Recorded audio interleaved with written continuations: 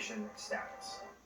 Well, public officials and business owners in communities along the Canada-U.S. border are calling for an end to COVID testing rules for land crossings. Next week, requirements will be loosened slightly, but as CTV's Ben Nesbitt reports, many say it is not enough. As testing requirements to enter into Canada have slowed down border traffic, those who rely on it continue to suffer. We're down between 90 to 97%. It's truly devastating. Cam Bissonnette owns duty-free shops in Osoyoos and the Kootenays.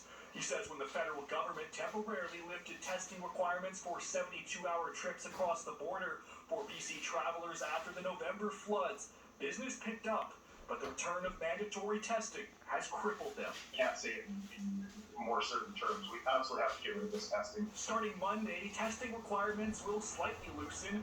Incoming travelers will be able to show a negative rapid test instead of a PCR test. But down south in Point Roberts, where American truckers and trades workers often have to cross two borders to get to, officials doubt it will help.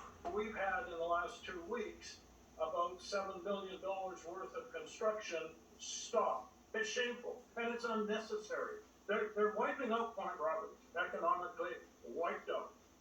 The calls of both Calder and Bissonnette were echoed Friday by a group of Ontario mayors as well as national tourism representatives. We are hearing very much from our American counterparts that the perception is that Canada is closed for business. In White Rock, the Chamber of Commerce says businesses have been hit with a double dose of unfavorable circumstances, a lack of American traffic, as well as disruptions caused by the recent freedom rallies that have shut down the Pacific Highway border crossing and kept would-be customers away. They're just hanging on, and they need a lifeline to get out of this. It's unclear if that's a lifeline the federal government will throw.